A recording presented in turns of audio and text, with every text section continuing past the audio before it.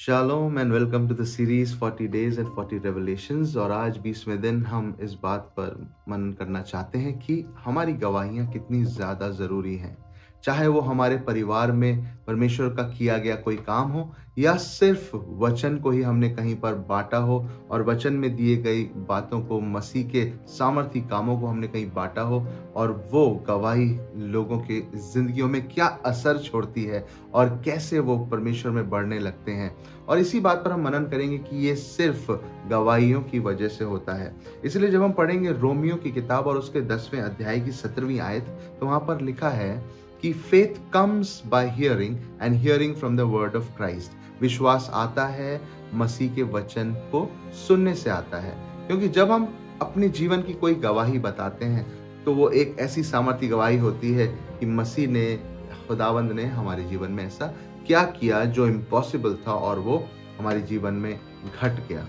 तो मेरे प्रियो, ये बहुत जरूरी है कि आपकी गवाही लोग सुने और फिर उनका विश्वास उससे दृढ़ हो जाए। तो इसका मतलब ये है कि जो भी वचन सुनता है या जो भी हमारी गवाहियों को सुनता है, उसका विश्वास बढ़ता है और वो अपने जीवन में आत्मिक उन्नति को और साथ ही साथ दुनियावी उन्नति को भी पाता है। और इसीलिए जब हम पढ़ते हैं मत्ती रचित सुसमाचार उसके 17वें अध्याय और 19 और 20वीं आयत में, तो वहां पर यीशु मसीह अपने चेलों को विश्वास के बारे में सिखा रहे हैं और कह रहे हैं कि अगर तुम्हारा विश्वास राई के दाने के बराबर भी हो तो इस पहाड़ से कह दो उखड़ जाओ समुद्र में जा मिल, तो वो तुम्हारी बात मान लेगा और तुम्हारे लिए कोई भी बात असंभव नहीं होगी। वहीं हम इसी बात को ओरिजिनल ग्रीक टेक्स्ट में पढ़ते हैं या केजेवी बाइबल में पढ़ते हैं, तो वहां लिखा हुआ है अगर तुम्हारा विश्वास राई के दाने के जैसा हो। वहां पर सिर्फ साइज का कंपैरिजन नहीं है, लेकिन वहां पर और भी चीजों का कंपैरिजन साथ में है।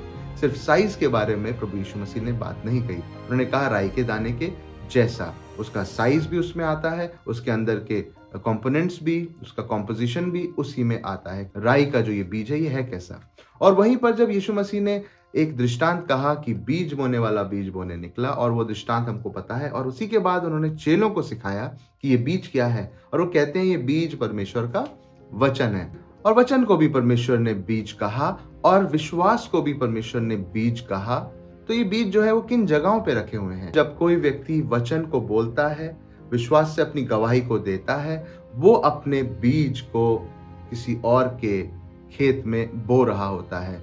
और वही व्यक्ति जिसका वो खेत अभी खाली है, जिसका वो खेत अभी उसने जोता है, तैयारी कर रहा है, वो बीज उसके खेत में विश्वास के रूप में दिखाई देता है और बो दिया जाता है। और वही बीज जो वचन के रूप में निकला, इस व्यक्ति ने विश्वास के रूप में उसे ग्रहण किया और फिर इसकी भूमि पे अब वही बीज फल देने वाला पेड़ बनने वाला होता है।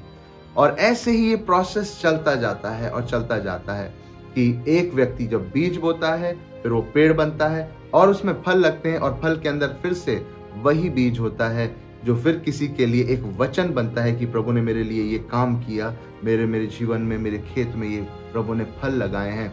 और उसी बीज को जब कोई वचन के रूप में बोलता है, फिर एक और कोई व्यक्ति उस बीज को विश्वास के रूप में ग्रहण करता है। और इसीलिए वचन कहता है कि यदि तेरा विश्वास राई के दाने के जैसा भी हो, इसका मतलब है छोटी से छोटी टेस्टिमनी भी अगर हम सुनते हैं तो वो हमारे लिए एक पेड़ बनती है। छोटी से छोटी बात भी अगर हम सुनते हैं प्रभु के वचन में से, तो वो हमारे लिए बहुत ही सामर्थ का काम कर सकती है, हमारे लिए एक सामर्थी पेड़ उपजा सकती है। और छोटी से छोटी विश्वास की बात भी, विश्वासी फेलोशिप में भी जब हम बैठते हैं तो हमारा पेड़ फलों से लदना शुरू हो जाता है।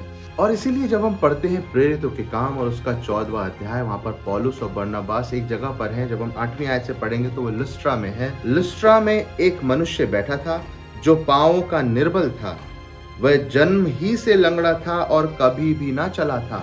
वो पौलुस को बातें करते सुन रहा था। पौलुस ने उसकी ओर टकटकी लगाकर देखा कि उसे चंगा हो जाने का विश्वास है, और ऊंचे शब्द से कहा कि अपने पांवों के बल सीधा खड़ा हो जा। तो मेरे प्रियो, हमने देखा कि ये व्यक्ति वचन सुन रहा था, एक व्यक्ति बीज बो रहा था, और ये बीज जो है इस व्यक्ति के अंदर विश्वास के रूप में ग्रहण हो रहे थे। और जब ये विश्वास बढ़ गया, पौलुस ने इस पर ध्यान किया और क्या लिखा है, पौलुस ने उसकी ओर टकटकी लगाकर देखा कि उसे चंगा हो जाने का विश्वास है। अभी विश्वास कैसे बना?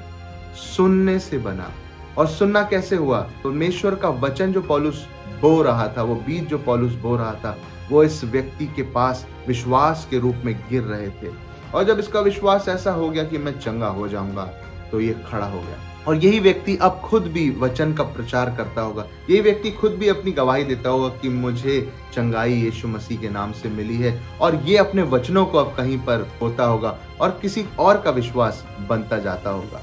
तो मेरे प्रियो, इसीलिए यीशु मसीह ने बीज से विश्वास को कंपेयर किया, और इसीलिए बीज से ही परमेश्वर ने अपने वचन को भी कंपेयर किया, क्योंकि बीज के अंदर जीवन है, और यही जीवन से भरा हुआ बीज कहीं पर अगर बोया जाता है तो ये बड़ा पेड़ बनने की काबिलियत रखता है। तो क्या हम नहीं चाहते कि हम अपने विश्वास की बातों को, विश्वास के जीवन को दूसरों के साथ शेयर करें? क्योंकि वचन में ये साफ लिखा है कि तुम्हें सेंतमित मिला है, तुम सेंतमित दो। क्या मिला है हमें सेंतमित? हमें सेंतमित मिला है परमेश्वर का प्रेम, हमें सेंतमित मिला है उसकी धार्मिकता, हमें सेंतमित मिला है हमारी पापों की क्षमा और हमारे शरीरों की पूर्ण चंगाई और जयवंत जीवन। और इसी बात को हम आगे भी मनन करेंगे, ताकि हम इस बात को भूल ना जाएं, क्योंकि वचन कहता है कि तुम सुनने वाले नहीं, लेकिन अब तुम वचन के करने वाले बन जाओ।